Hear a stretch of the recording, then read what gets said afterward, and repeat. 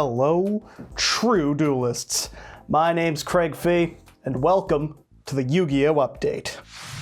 This past weekend was, of course, YCS Santa Cruz, or YCS Bolivia, depending on who it is you ask.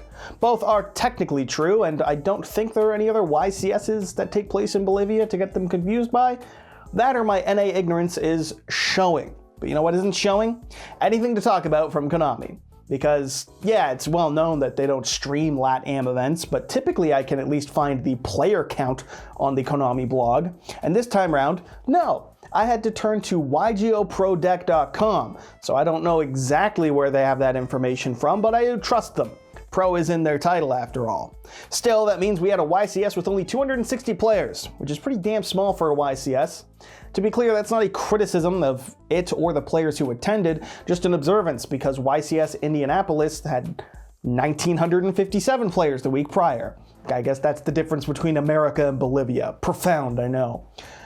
There are higher odds to play against a professional player at YCS Bolivia, though, because if you look at top 32, there are some names, let me tell you. As was typical, I only have the names of top 32 and no information on what they played from Konami. But thanks to players, I do know the entirety of the top 8. There were 2 tier limit decks, 2 Unchained decks, and 1 apiece each from Manatium, Sinful Race, Sword Soul with a super heavy Samurai engine, and Mekanko. Which is pretty wild because I was under the understanding that Sword Soul had been completely boogened out of the meta, just power crept into irrelevancy. Instead, it turns out we can take another Dead Decks engine for top 8 success at a YCS. For the curious, it would use the super heavy Samurai engine to pump out a Barone real quick before making your standard Sword Soul plays for an even stronger board when going first. This, of course, would come at some level of expense to the going second strength that Tenyis provide, one would assume, but what do I know? I did not get top 8 at a YCS. Top 4 would see both the tier limits players advance as well as the Manatium and Mekanko decks, who both crushed tier limits, and that would be the finals. Manatium versus Mekanko. With Mekanko coming out on top, surprisingly enough.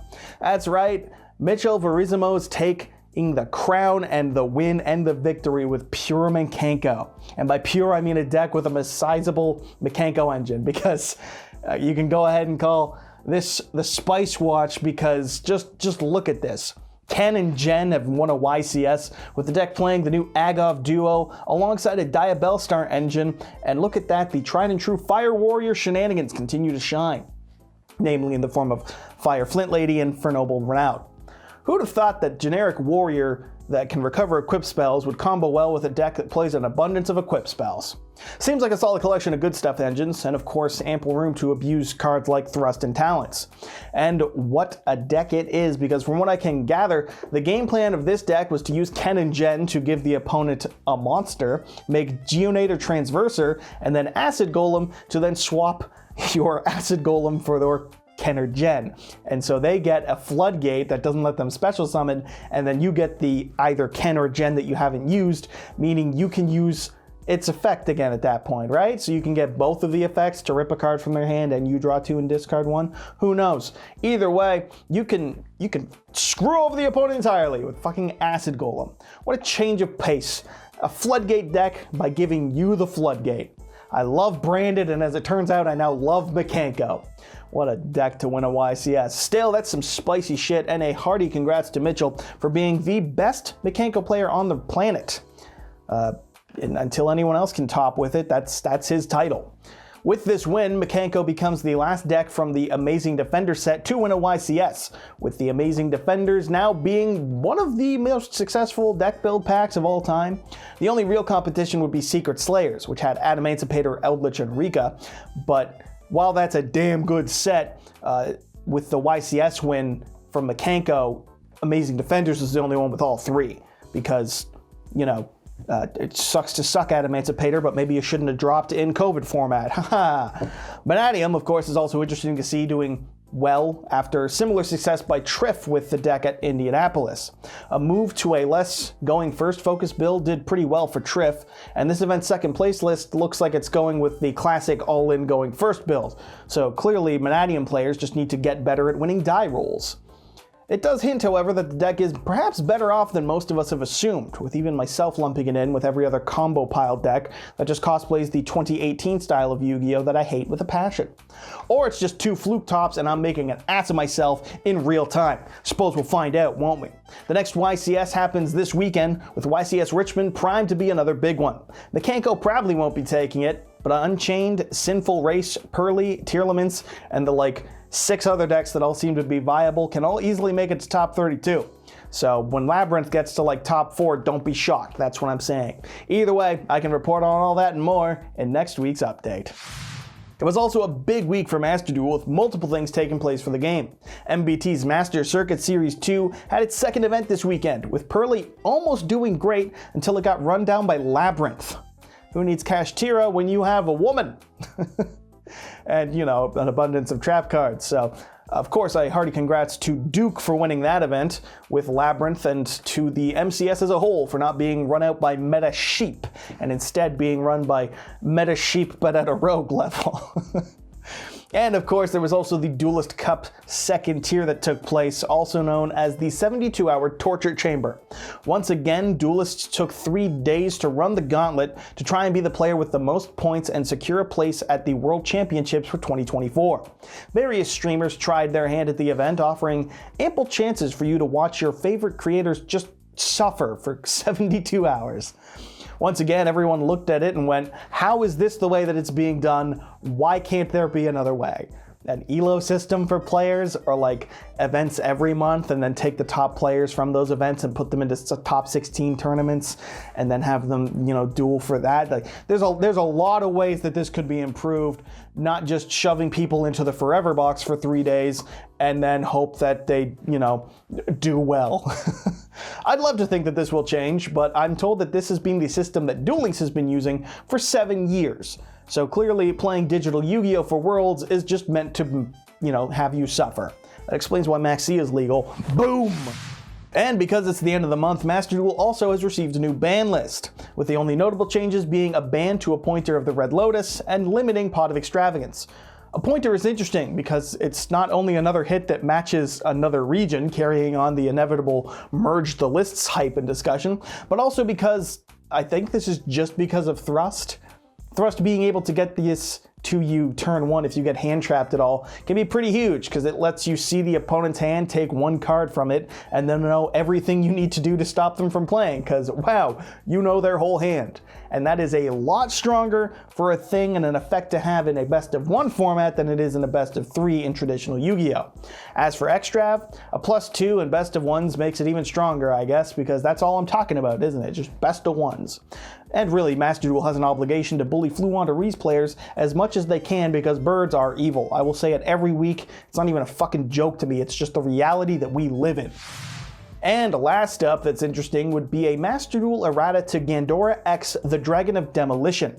If you've never seen this card, it's because it's banned in Master Duel, and you can't use it or even craft it, so far as I know. And also, it's had a different wording in the TCG versus the OCG, and thereby were functionally 2 different cards. The OCG's ruling or wording for it was what was previously in Master Duel, and it has now been updated to reflect the TCG's effect. That is, in the OCG it would deal damage to all monsters on the field, but in the TCG it would deal damage equal to their original attack. So the OCG used the current attack on the field, and the TCG used current attack. Or original attack. Speaking's hard. The point is, it's a lot worse than the TCG, and now we've been errated to function like the TCG in Master Duel. Does this mean that the TCG is now objectively the correct way to go about it, and our OCG purists now gonna have to cope with that and just have to eat shit Japanophiles? Who knows?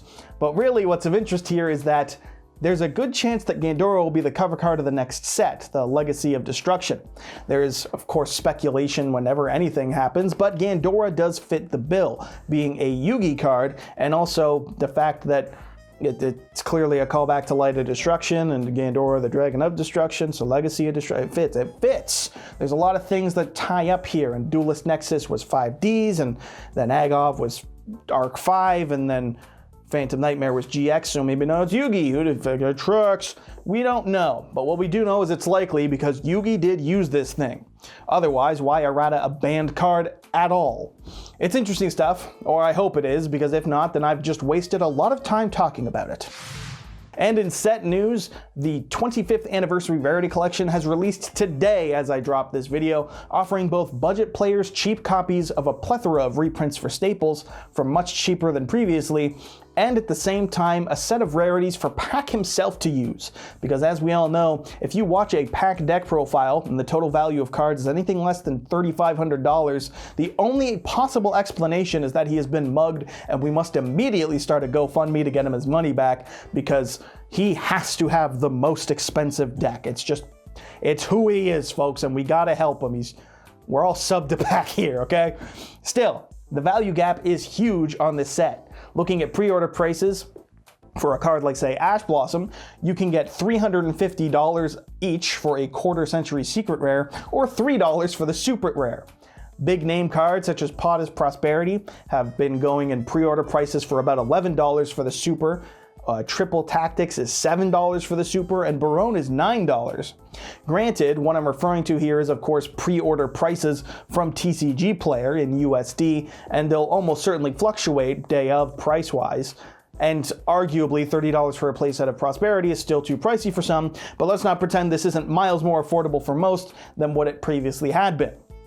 It's looking to be a very promising set, and while the boxes are a bit pricey, the hopium and copium are real.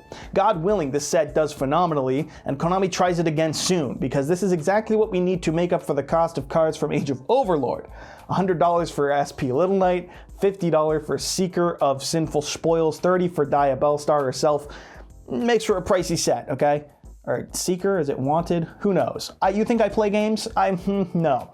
As long as we can finally get talents in every single deck in the game, just like Ken and Jen wanted, that's what we're calling a win. And that's it today. That's like 3 stories. One shit.